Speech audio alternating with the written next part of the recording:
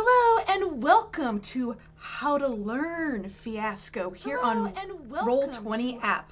My name is Jen Vaughn and my pronouns are she, her, and I am so happy to introduce you to, you've probably seen him before, but Jason Morningstar. Jason, please. Hi, Jen. I'm Jason, and my pronouns are he, him. Thank you, thank you. And Jason, you are the game designer for Fiasco that is published at Bully Pulpit Games, correct? Yep.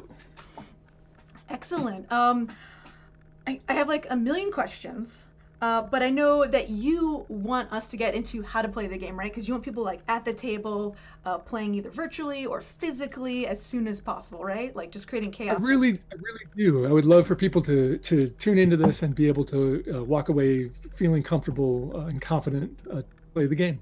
Beautiful. All right. Well, let's talk about it. How do we play Fiasco? Well, let's take a step back. Oh, So, Fiasco is a game. It's a storytelling game about.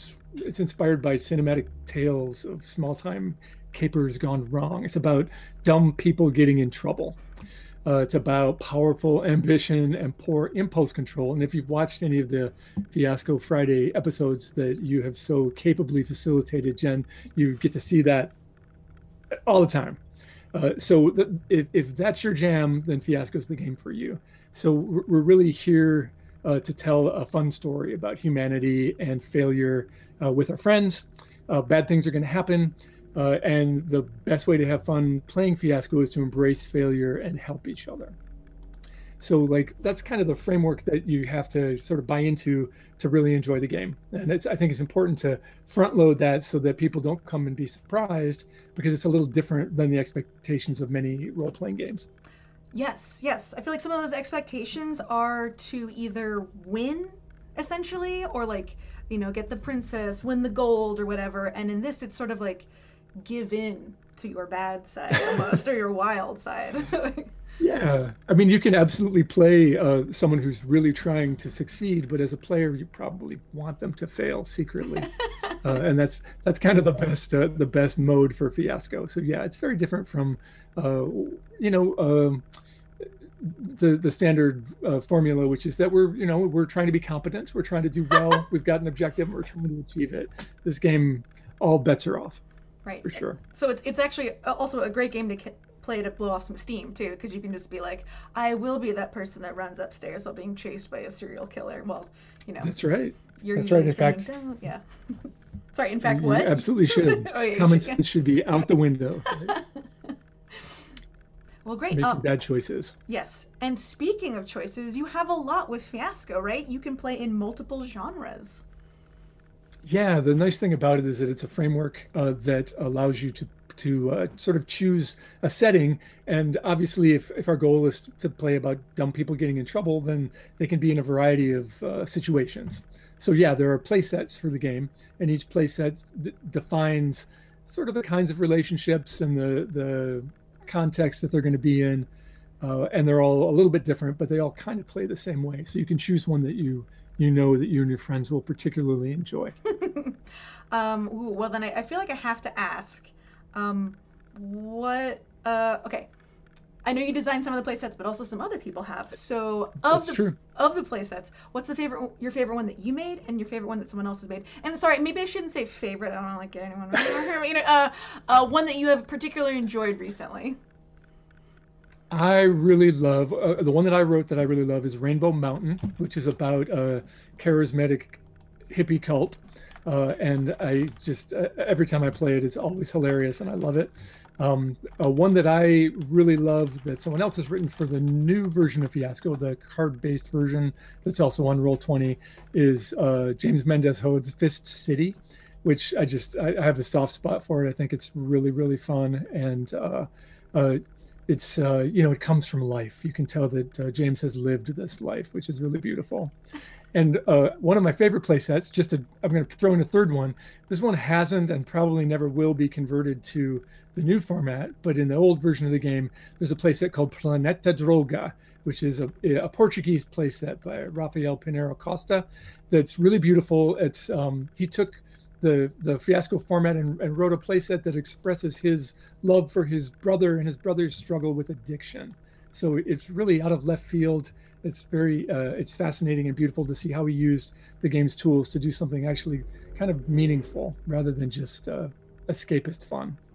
Yeah, it sounds so like, there's 3. Yeah, it sounds like it's a, I mean, and you and I know this, but gaming can also be a tool for compassion too, to put yourself in someone else's shoes and see. It doesn't always mean that they will end up well. In fact, as I like to say, the coin never flips up for a character in Fiasco usually. So it's a good way to describe it. Well, thank you. Yeah, thank you for that third one. I feel like I got away with something just there. So, okay, so. I have set up, as you can see, a little virtual tabletop for Boomtown for us, and I'm happy to go through how to make it. In fact, do you mind if I actually start with just showing people how to get to it from the from Roll20, and then you can start telling us how to play? Yeah. Okay, beautiful. Absolutely. Sorry, like my leading question. Do you mind if I'll just put you on mute, Jason? Well, no. So, for you all out there who are on Roll20, if you want to play a game, I'm going to switch little screens right here. Oh, look at that. Just beautiful, sexy production work happening right here. In case you've ever seen this, I'm actually a professional Fiasco, so I'm very proud of the very easy thing I'm doing here. Okay, so if you go to games, or you're on Roll20, you are logged in, you can press create game, how you would do for any game, and then you get a list of modules, ones that you've purchased. I have quite a few. Fiasco is what you will then pick, and this is very rudimentary, but I just want to make sure you can get to it. If you also don't want to sit through us talking, you can see it on the Roll20, the Bully Pulpit website, but this will be better. So you're going to click this. All right, here we are. We have picked Fiasco. We are ready to create a game. We don't need character sheets. You might need a game name. So I'm just going to put, I'm going to spell everything wrong. I'm going to put Double Trouble. Put Double Barrel Trouble, since we're doing Boomtown. Okay. And I've created the game. It's thinking. Oops, cool. I forgot to add the module. See, just doing it all live. That's how I like to do it. Oh, good. Whoops, here we go. Enjoy this part. I purchased a lot. Here we go. Just living up to my name. Professional. It's right after all the new sexy. Yes, there it is. Boom. Okay. All right. Double Barrel Trouble. New game. Create game. Character sheet. Boom. I sometimes tag mine too, just so you can find them later. There we go. All right. Beautiful. Okay. Oh, it's adding. Sorry. That's why I was like starting to sweat. I was like, it's not here. Okay. So we have, this is the base game for Fiasco, and it will load up in one moment. It's thinking, probably because I have quite a few. Also, Jen, I can't see that screen. I can't see the shared Roll20 screen. Oh. I don't know if that matters. I could share it with you. If you go to twitch.tv/roll20 app, I can, sorry, I've already maximized everything I can share with you right now. It's okay. I don't think I need to see it. Yeah. So, it's adding the module currently. Maybe because I have so many open, so I'm just going to close this bad boy. And then what we are going to do is we're going to add the Boomtown add-on, and it's actually there's a couple of there's a couple of playsets, and so if you look up Fiasco, or in this case One Step Too Far, that's what the Boomtown one is under. Okay. Oh wow. All right. It's probably again because I have a lot open, so that's how you do it. You see, it's gonna. I'm in line, man. Okay, so then it will open up to this screen. What I like to do is then make sure that so if you click this little blue X, and Jason, I'll give you a sec. I'll see if I can help you in a second, so you can see. But if you open up this blue X, and then there's this little player flag. So as you can see, there's a bunch of there's some preset areas for like 3 players, 4 players, 5 players, Fiasco people. And then there's some of the other playsets as well. But we're on Boomtown, so we put it on Boomtown. That way, anyone you share the link with will be able to find it. Jason, are you at twitch.tv/roll20app so you can see what's happening? Yeah, it's okay. Carry on. Okay. Oh yeah, actually I'm getting to the part where then, so over here, if you can see, yes you can, way up here, up in the, I call it hamburger, but in the settings menu. So what you will do is make sure that you have the Boomtown deck open. Fiasco always loads with the negative and positive decks. So you want to make sure you have your playset. And then you can invite your people. So, and that link is always right here and it's hidden. So you have to scroll, oops, and I showed it. So anyone who's watching can join. No, but so you send them that link. So now we have our game board in front of us. We have our negative and positive decks, but more importantly, we have our Boomtown playset deck. So Jason, would you like to describe how we set up a game board? Yes, I would love to do that. Before we do that, let's talk about the Let's Not card. Yes, absolutely. So your Fiasco game could probably go some dark places. If stories about human failure often do, but they shouldn't go anywhere that you and your friends don't want them to. So there's a Let's Not card. If you're familiar with the X card, it's very similar. The idea is that there's a card on the table that anyone can tap and say, you know what, let's not. And that means that you're maybe approaching something that someone finds uncomfortable.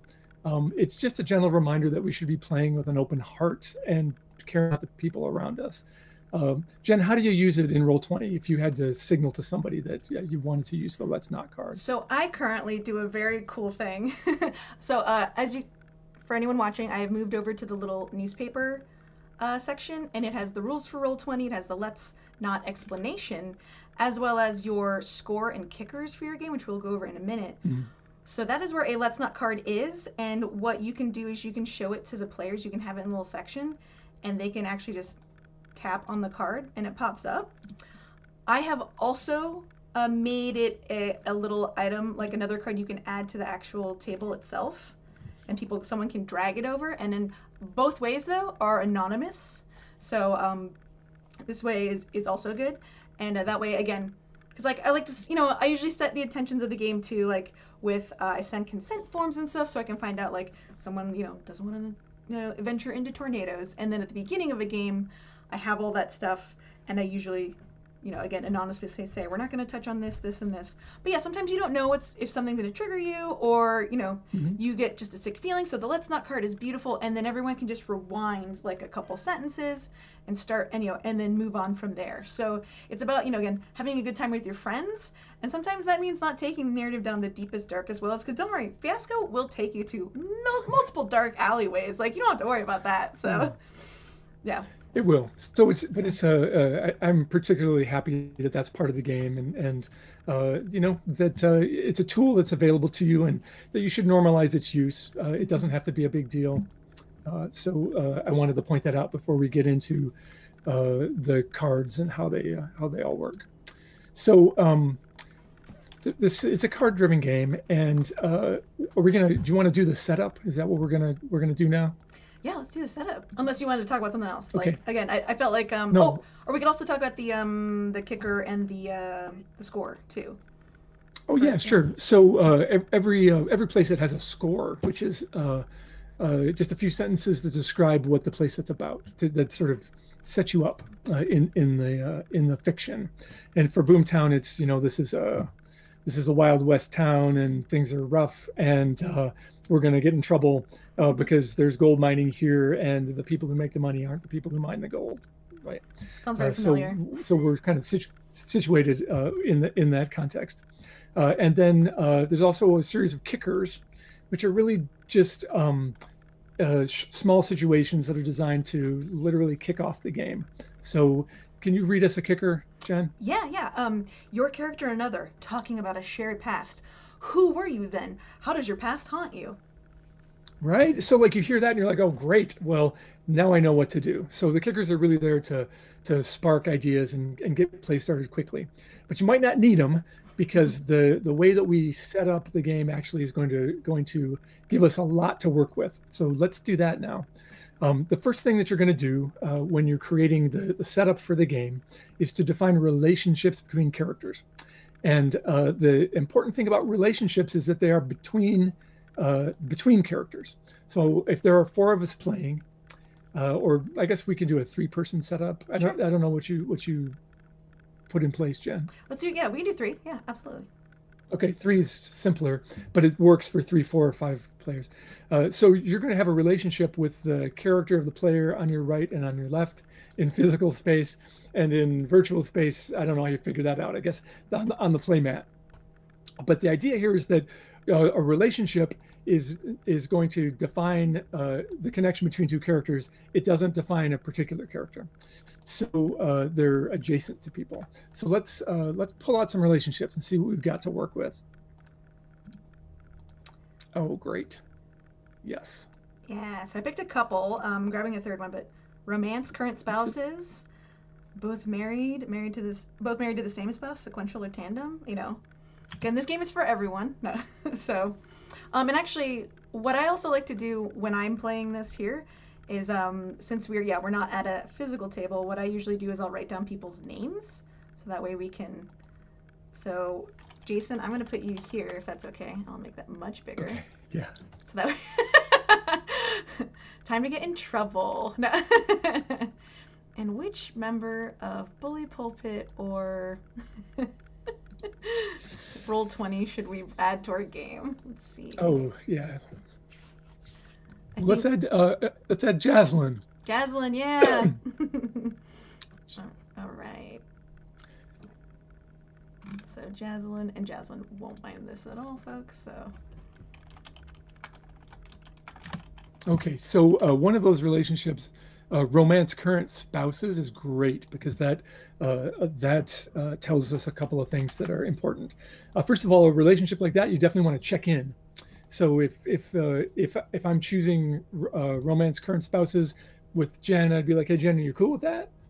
Because you might not be. You might not want to play a romance with somebody else. And if you don't, then you just say, nah, I don't think so. Let's not. And we would pick a different one. So we're going to have a number of cards to choose from, which we're not really showing here in the interest of time. But when you set up the actual game, you would have a number of relationship cards from which to choose. And if this one didn't work, you just pick a different one. But I'm assuming that you're good with that.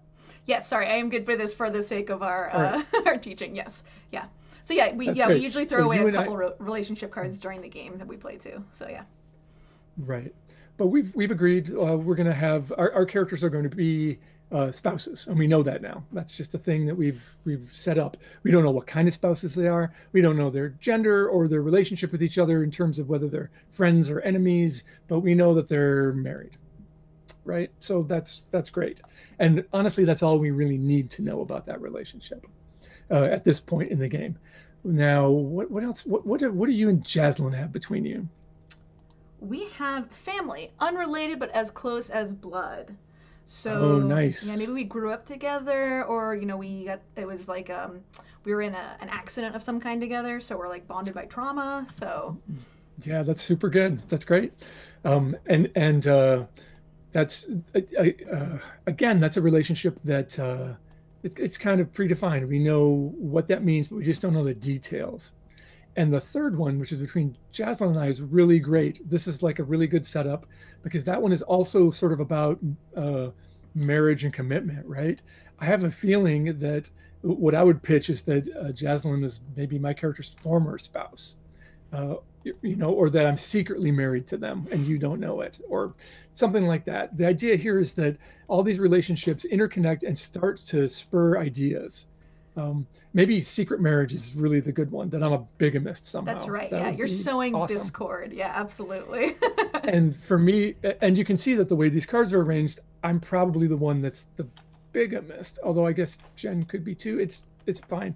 We would hash that out as a group. Let's just say that I am, for the sake of argument, because that's a role I would truly relish. Okay, because I was like, again, we can change the relationship cards. I just threw these at random on the board, and then no, it's good. Okay, these are great, and I think it speaks to the strength of the game that I didn't really care what you put down. Right, it's all going to work.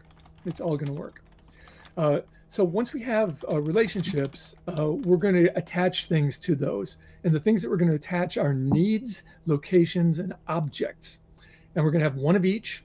In this case, if we had 4 or 5 players, there might be more than one of each. But we're going to have an object, a need, and a location. And we would go around and each of us would choose one from our sort of assortment of cards that we thought would be really good and attach it to a relationship. Okay. So which one do you want to start with? Yeah, do you want to start with needs? Well, that's great. Let's put a need between somebody. Okay, I'm going to pull out a couple and then we can. Okay. So yeah, you can and sorry, when you deal cards, you click on the little, it's partially hidden by me, so I'm just gonna, it's right here. I'm gonna use the app. Boop, boop, boop. It's a little Boomtown deck. So you click on it, there's a deal button, and then you click how many cards. And I'm the only player in here currently, but then usually you have, your 4 players in here. And then you deal them to them. Oh, I forgot to choose. Oh, you choose how many player, which player? It's me. It's me, Jen. Okay, and so I'm pulling out 4 needs, and we will choose 3, and that way we can show we're throwing some away. That's fine, yeah. Okay. Oh, we're gonna actually get rid of 3 of these. Okay, so sorry, yeah, what do we got? Need to get even. Get even with the crime boss. Get the truth about your parents. That's kind of good. That's a good one. Get rich or get free of a business commitment. I think the parent one is probably the way to go. What do you think? Yeah, I agree. For this one, because it could reveal more. We're already doing like marriage. We might as well do blood relations. So yeah. In this case, you just right click and you can delete them, so that way you keep the ones you want. And then we'll put this, because this is a need that we will all work towards throughout the game. There we go. And then you can also resize them as you see fit. Okay. Would you like to do object or location? I'm sorry. So which one is that attached to? Is that attached to you and I? Yeah. Okay. So we need to get the truth about your parents. And this is kind of binary. Like, we don't know whose parents we need to get the truth about. One of us, the other, we don't know. That's okay. Let's do Jaslyn next. Okay. And she's going to do an object. An object. All right. Grab a couple more if you want to. What's going to do? 6 more. Again, we're playing a little fast and loose here, but so it goes. Right. All right. Okay, I've got 2 objects. Information. An essay note on the minerals in Circle S ranch soil. Ooh, those mineral rights. Or transportation, a 4-horse mail coach. Oh, interesting. Oh, which of those sounds better to you? I mean, I feel like the mineral rights one, information, because is it family? Does it go like? Excuse me. Does it pass via family or does it pass via marriage or past marriage? That's a good. I think that's very good. So this is, you can see this is already shaping up in our minds into being this very tight-knit story about this family that's probably going to explode. Yeah. Over the intersection of hidden family secrets and greed and who knows what else. Great. Right. So now that leaves only one. So the relationship between Jen and Jaslyn is going to have a location attached to it. Yeah. I got a couple locations. All right. We have. And if we were actually playing, there would be more options, and we could talk about them, or people could just decide on their turn which one they liked best. For sure. And some people enjoy picking the not obvious one because it's a little bit more of a challenge to see how it rolls in. So, but yeah, if someone has like a gut feeling too, it's always fun. So we have residences, a permanent room in the Bell Union boarding house. Ooh. The Bradford Hotel, the Storm Cellar. Oh, I love some Twisters. Or across the tracks, town jail. What do you think? I'm Jason? happy with any of those. Yeah, I would go with one of the residences. I think maybe maybe it's the Storm Cellar. That seems evocative and weird. Mm-hmm. All right. Beautiful. I'm down with that. All right, we'll put this one on Jen's card. So we have. Oh, go ahead. I was just gonna say, and this would actually, this is the only big difference between the physical game and the virtual game is that these cards would normally give you your character name on the other side, which is beautiful. That's right. Yeah, all the cards have names on the back. In the Roll20 version, that's not the case, but we have a name list, and you can also just name your characters whatever you like. Yeah, exactly. That is also fine. All right. Sorry, I interrupted you though. No, that's okay. I was just going to recap and say we've got 3 characters, each of whom has a relationship with each of the others, and there's a need in this story, an object, and a location. And like that's enough. We've got plenty to work with there, right? It's a situation that has some built-in tension. We can already get some ideas about what's maybe going to go wrong. It sounds like in this case, what's going to go wrong is we're going to learn things, which is exciting. How do we learn them? What do we learn? What, you know, how does it all go to hell? So it's very good. So we have set it up. We've got a situation where we're pretty much ready to play. We're going to name these people. Feel free, Jen, to give them names. Yes, let's see. My character's name is Judd Carlman. Okay, ooh, Judd Carlman? Okay, all right. So again, I do the same thing, and then I will usually, you know, give people their pronouns too. And here's also because Judd, J-U-D-D? Yes. 2 Ds. Okay, yeah. 3 Ds, thank you. You know, all right, and I will be... Triple D Carlman. Yeah. And I will be Susie Stormmaker.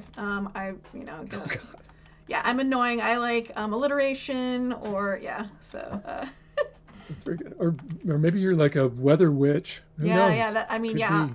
Oh, I am most definitely a divining rod user. So I'm the person that's helping us find the wells. I feel like in town. So. That's very, very good. Okay, and then what are we gonna call Jaslyn without her consent? No. We call it Jaslyn. That's always a good one too. I think that's safe. I think that's safe. Okay, we'll call it, yeah. A good name. So, all right. So now we have our characters, and then, would you like to explain the structure of the game at this point? Yeah, I think it's perfect timing for that. So the idea behind the Structure of Fiasco is that it simulates a film, basically. There are going to be 3 acts to the game. The 3rd act is sort of an aftermath where we find out what happens to the characters. So we're really playing in the first 2. Each act consists of 2 scenes per player. So in a 3-player game, Act 1 is going to have a total of 6 scenes, and Act 2 is going to have a total of 6 scenes. And those scenes are meant to be very short and punchy. You want them to go very quickly.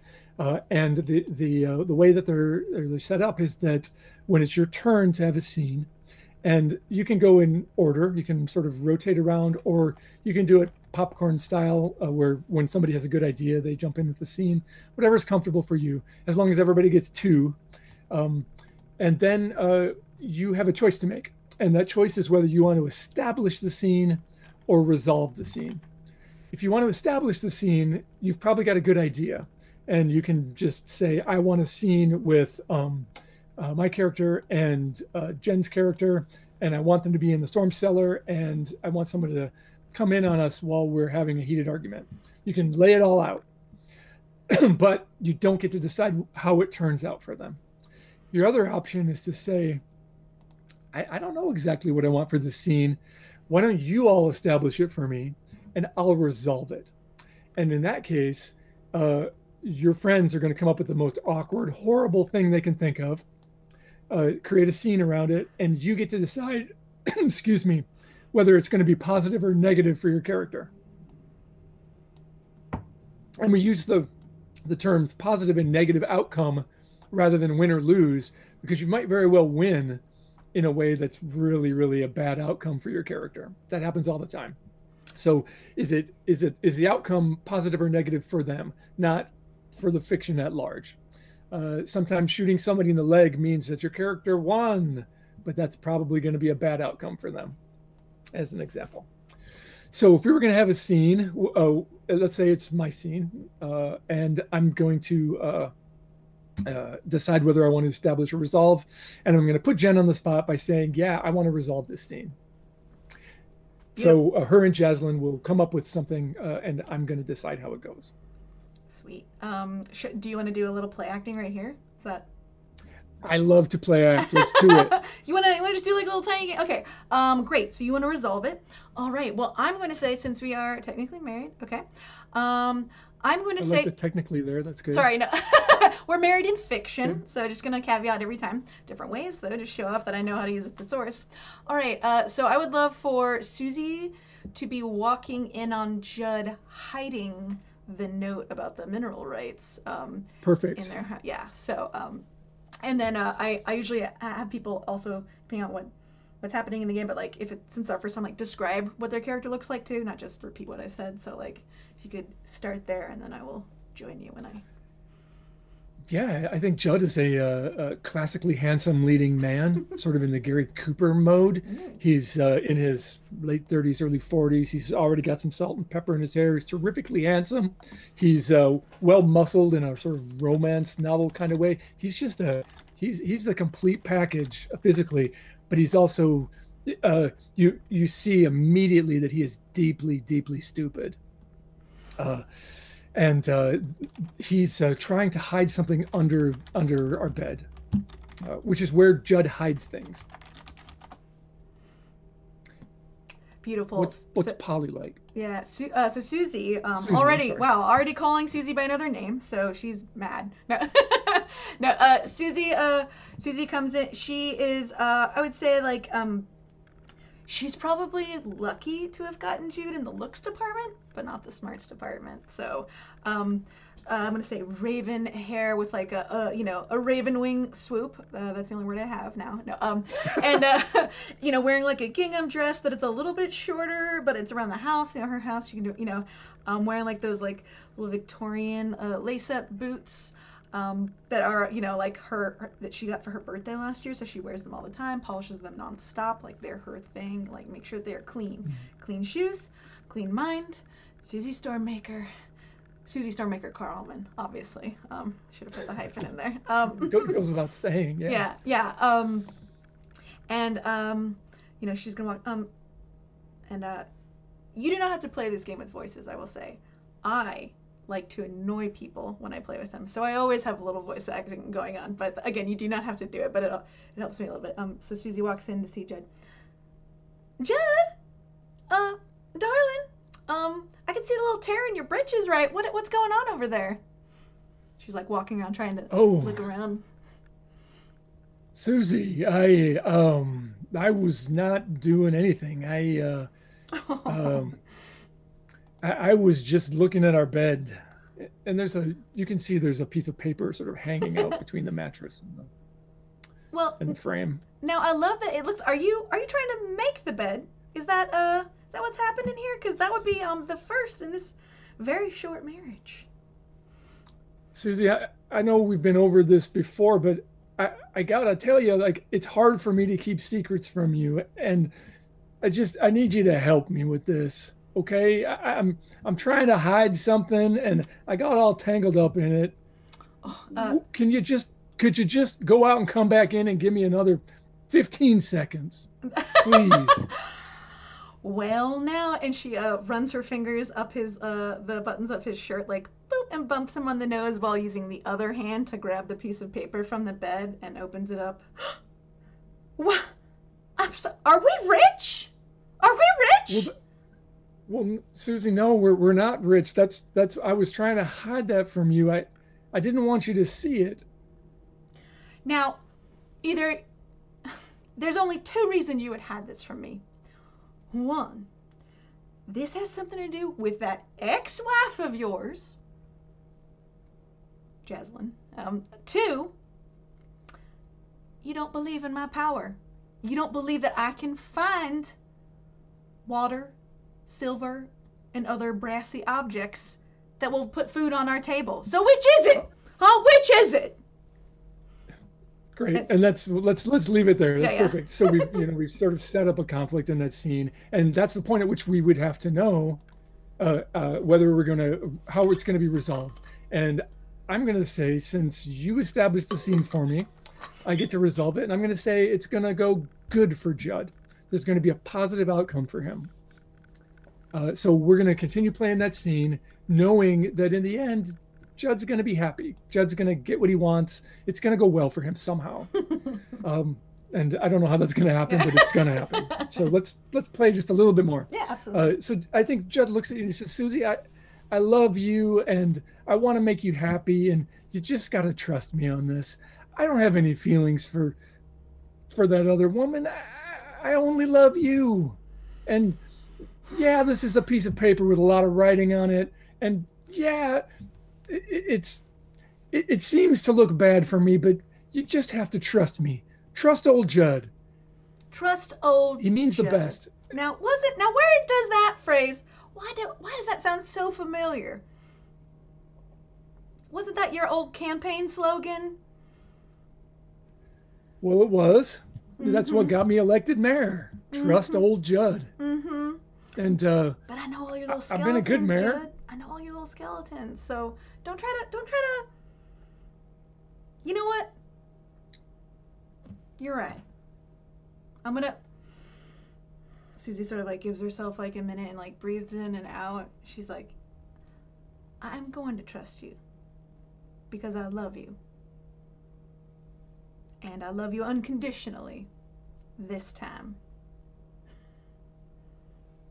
Awesome. That's great. Yeah. So like that's a perfect scene. It sets up more trouble in the future.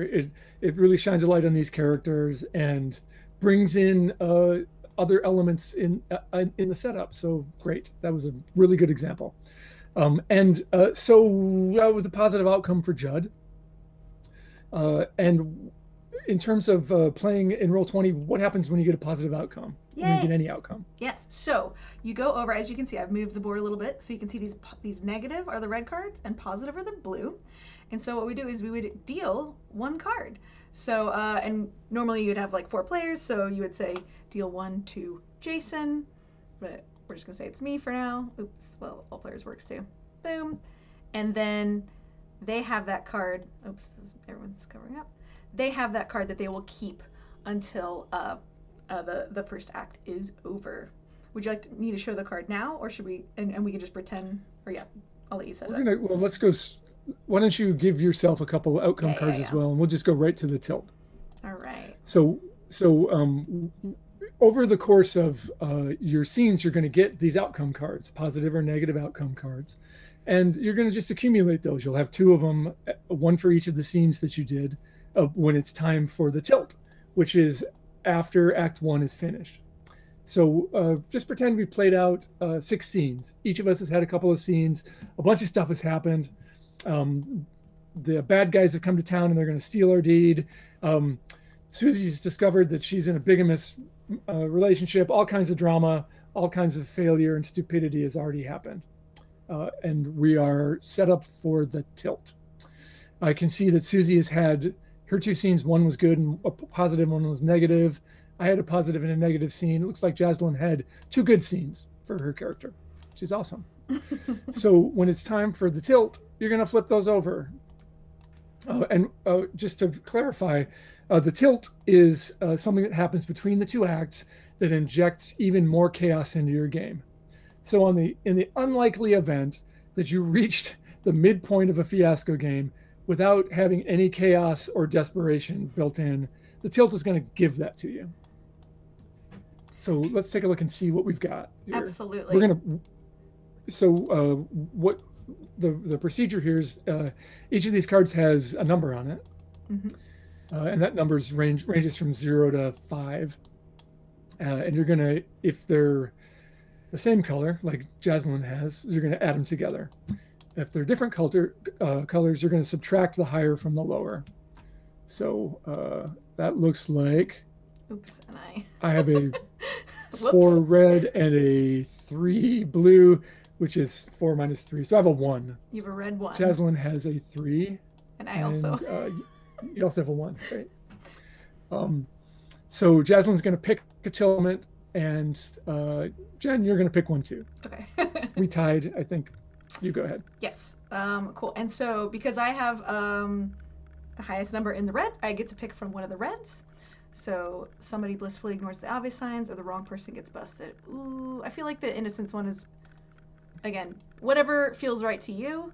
But I would like that one because it's a lot of fun to play. Because it's, someone walking directly into, a fire, or like they're clearly still in a haunted house or something. So, and then Jaslyn, who is not here, would then pick from the blues because she had the most of the blues.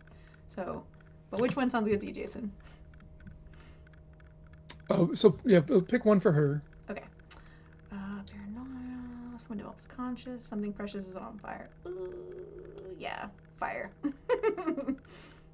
Something precious is on fire. Perfect. Okay. So we want to see those in Act 2. Mm-hmm. We absolutely want to see the wrong person get punished, get busted, and we absolutely want to see something precious on fire. Just in your experience, Jen, is that hard to do? Wait, I'm sorry. What's hard? Is what hard to do? Is it hard to bring the tilt elements in Act 2? Oh, I don't think so at all.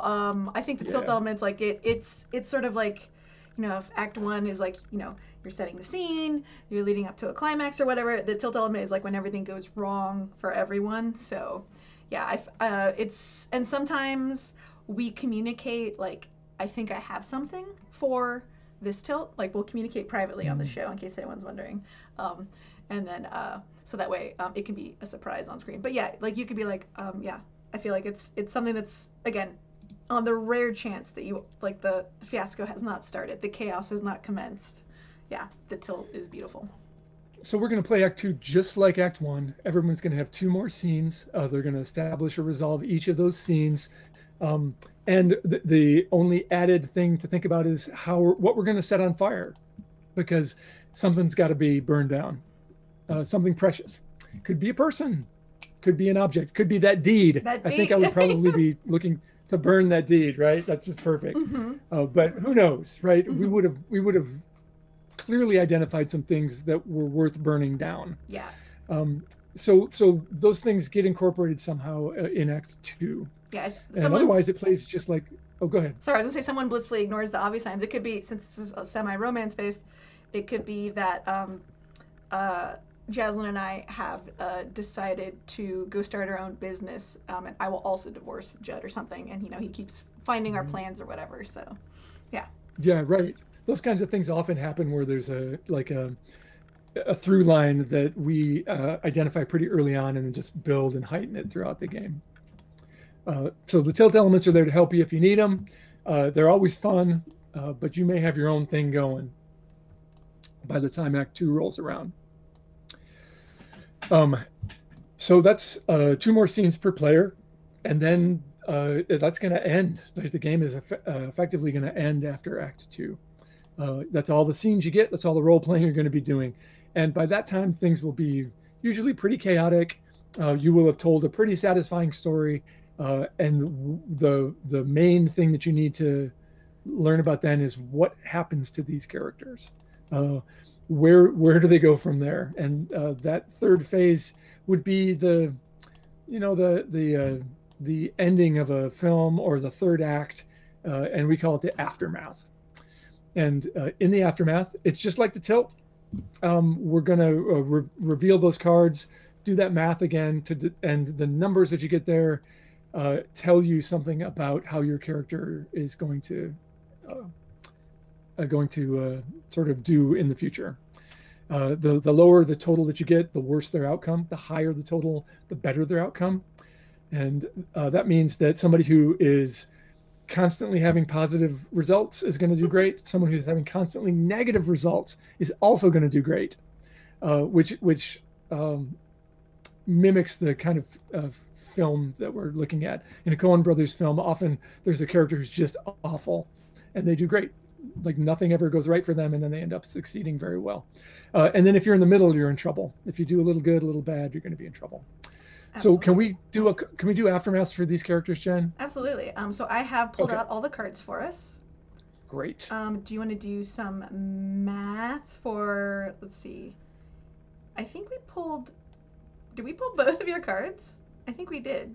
Your previous cards. Did we? Okay. Yeah. So yeah, and that's the thing is you keep these cards because you're going to need this math, or if you're like me, I write it down on a piece of paper too, just in case. So if you want to tell me what your aftermath number is, and again, same math rules apply. Whatever the highest number is, for the color, you subtract the other color from it. So I'm seeing an 8 minus 4 for me, although it's hard to see on my screen. I think you have a red 8 minus a blue 6, so that's a blue 6. Red okay. 2. So 2. Red 2. That's bad. Yeah. So these Aftermath cards, again, it's over in the hamburger section on your when you're running the game, and as you can, and it's where all the decks are. So this one's called the Aftermath deck. I usually pull it out at the beginning of the game, but was being dramatic. So so here is your. Oops. Oh, and just before you read my Aftermath, you can also give a card away. Yes. If you get to the Aftermath, everybody has an opportunity to share one of their cards with someone else to kind of mess things up if they want to. Let's say we didn't do that though. Yeah, we were all very greedy, and 2 is very bad news. Yes. All right. Oh man. Okay. Do you want me to read your 2? Yeah, please. So what's Judd's Aftermath here? Okay. So it says revolting. Well, that was nasty and probably extremely brutal. I'm just speculating here, but my guess is that I've lost something precious, like a body part or my soul, while traveling on my personal road to grand, ignominious failure. Maybe I'm dead. Maybe I'm not. So, and then when I usually sort of try to like take this into the narrative, and what would that say to you in this narrative that we've made? That we barely made. Right, and yeah, we don't really have enough details about the game, but typically we would know exactly, right? We know what happens to Judd in the aftermath of the story that we told, and it's bad in this case. Maybe he's trapped forever in a loveless marriage with someone he hates. Maybe he got in a gunfight, and who knows, right? But it's very bad. So there's a whole range of aftermaths from very, very bad to pretty good. Not great. Nobody comes out super happy, but yeah, nobody's smelling like roses. But the high numbers are pretty nice.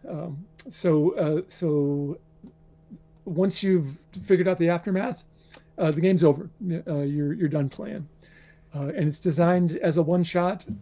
There are ways to string them together, but really, it's designed to be a unique single-session experience. Yeah. So if anyone else, Judgment. Yeah. Judgment. This whole phase is called Judgment. Yeah. As our friend in the comments has pointed out. Thank you. And if anyone had any questions, I've been watching and haven't seen many other than like this looks like. Well, I would welcome any questions if people are watching and have questions about how the game is played. We went through this pretty quickly. Yeah, but it's also I think it's a very fun game to play with people that maybe aren't into like games with a lot of math or something. I know we talked about math, but you know, like Jen, I've lost your audio. I can't hear you. Whoop, sorry, that was me. I would say this is a great game, Jason, to play with somebody who, you know, likes maybe improv or D&D or, you know, role-playing games, but, you know, you only have a couple hours or something, or you don't want to create like full-on character sheets and all that stuff, and you don't have a campaign because it's a co-op game. There's no one actually runs it. You all work together. It's like a GM-less game. So yeah. All right, let me explain to you about the game you made, but you know the things I like about it. No, I think that's great. It's very true. Someone who's comfortable with role playing will click in pretty easily, and also people who aren't. Like I've played this with my mom and her friends, and they're all in their 70s, and they had an awesome time.